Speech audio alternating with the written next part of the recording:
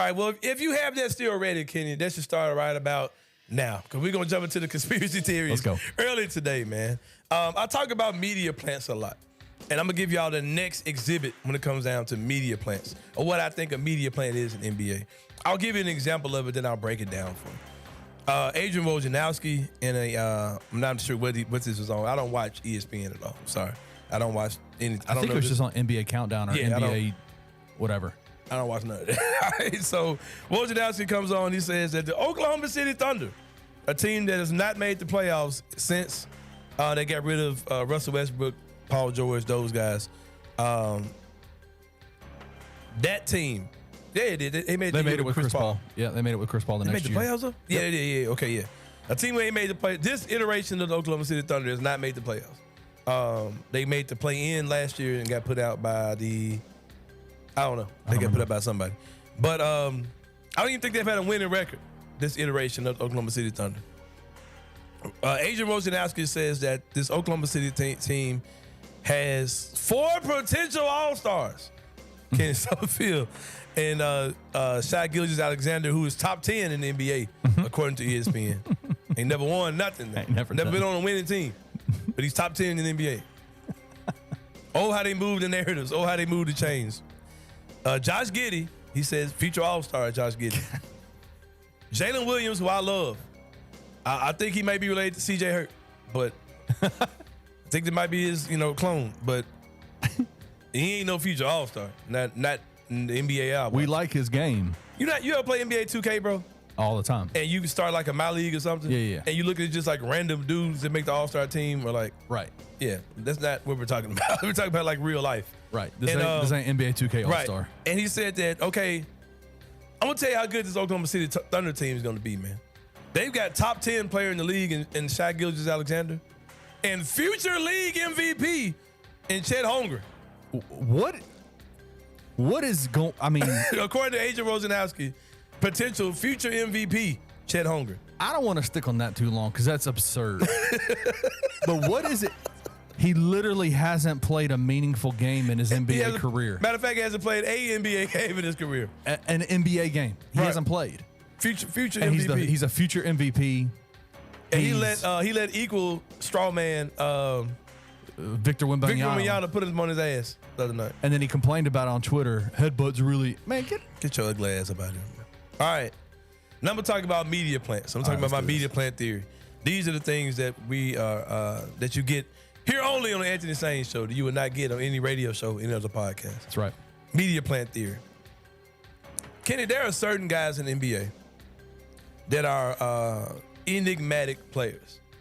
They're just, no matter what you're trying to do, no matter what you try to stop them with, whatever, they're going to be appealing to a large fan base, right?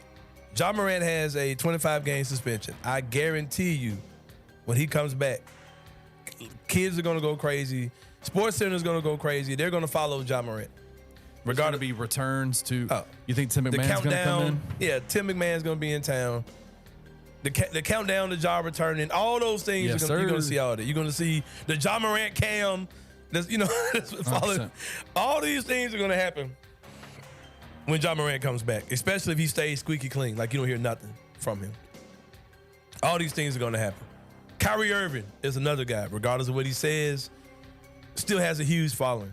Derrick Rose, as you see, guy hasn't been like a major player in the NBA in probably 10 years, but he's just an enigma. He's a huge talent.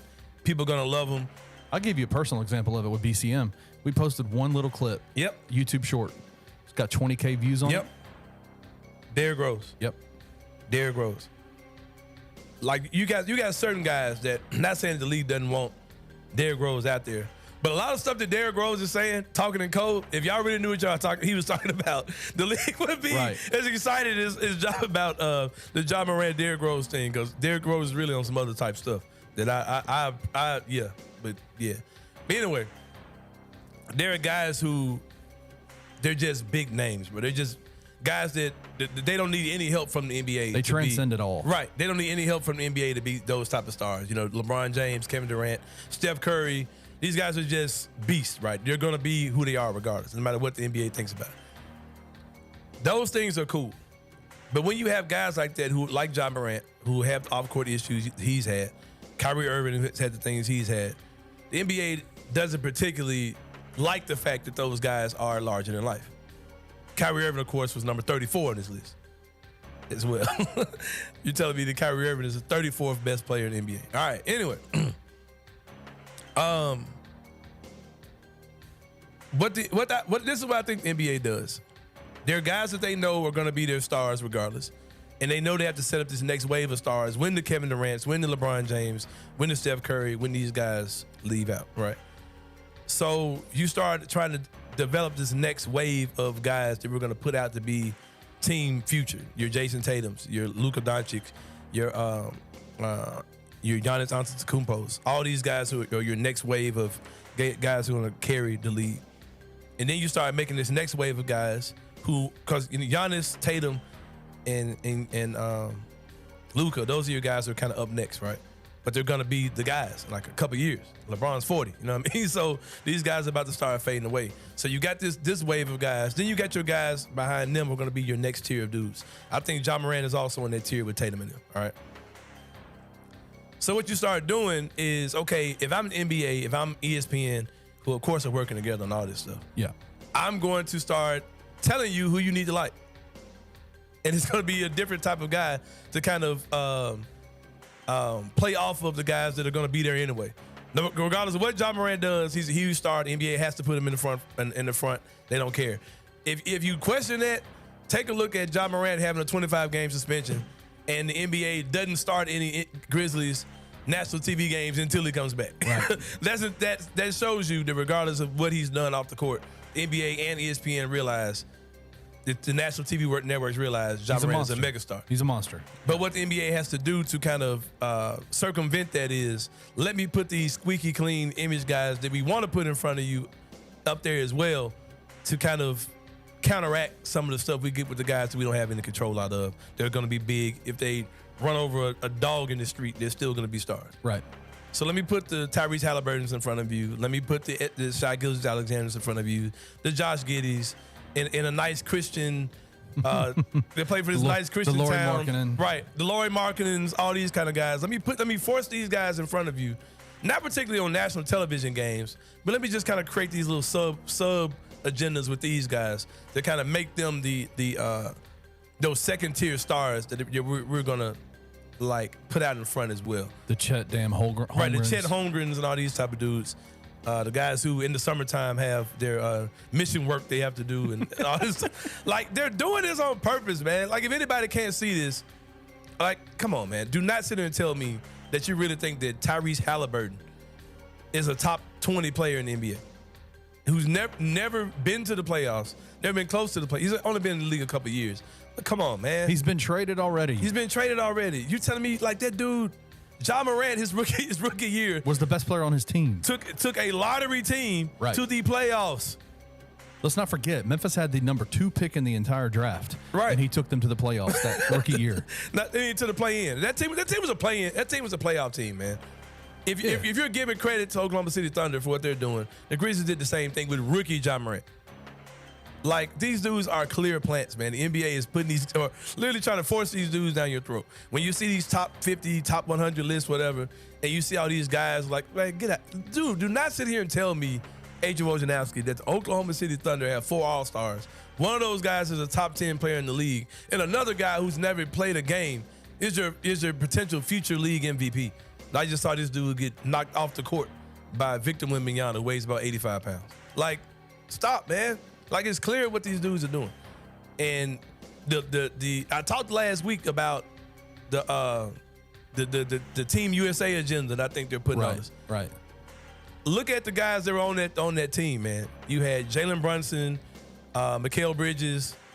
Definitely didn't have Miles Bridges on that team. Jesus. Right. You had all these guys, Halliburton, Jaren Jackson Jr. Oh, they love Jaren. If they do Grizzly stuff, right, and check that out too. Whenever the Grizzlies come on NBA TV, you're going to see nothing but Jaren Jackson Jr. stuff. Highlights, reading books to kids, going to vote, getting the vaccine shot, Black Lives Matter, Jaren. You're going to get all that stuff. You know what I mean? Like, all that's coming, man, because it's all about how the league is trying to put other stars in line to kind of counteract guys like John Moran, who's a bigger star than all those dudes. You know what I mean? Because they're like, okay, the guy who's really the star, the guy who's really going to sell the shoes and the kids really want to emulate, he's out here, doing this thing that we don't particularly approve of. So we got to create these other dudes. We got to we just can't let it be Jaws League. You know what I mean? We can't let it be that. So we got to counteract it with some dudes, especially when you talk about American players. You got to get the Halliburtons out there. You got to get the, those type of young guys who could be like an American face or whatever, to go with the Jason Tatum's, whatever. But it's just my theory, man. You guys might not believe me at all. You might think I'm crazy, but I'll take that too. I mean, I don't believe in coincidences at all. Yeah. And there's no way. I mean, you look at that list, and I just. It's the good guys, man. It's the guys that are more palatable like. to the NBA image. Mm-hmm. The Tyrese Halliburton's a great player. Shai Gilgeous-Alexander, great player. Mm-hmm. These guys are good players. Shai is a good player. SGA can play ball. But come on, man. Mm-hmm. Ja's inevitable, man. But the conspiracy is real. Yeah. He's a cornball. Like, come on, man. Like, he's like, WWE like had a show the other night, and Tyrese Halliburton was in the locker room interviewing wrestlers. Come on, man. It's obvious what they're doing to us, Kenny. They forcing this man down our throats. Pause.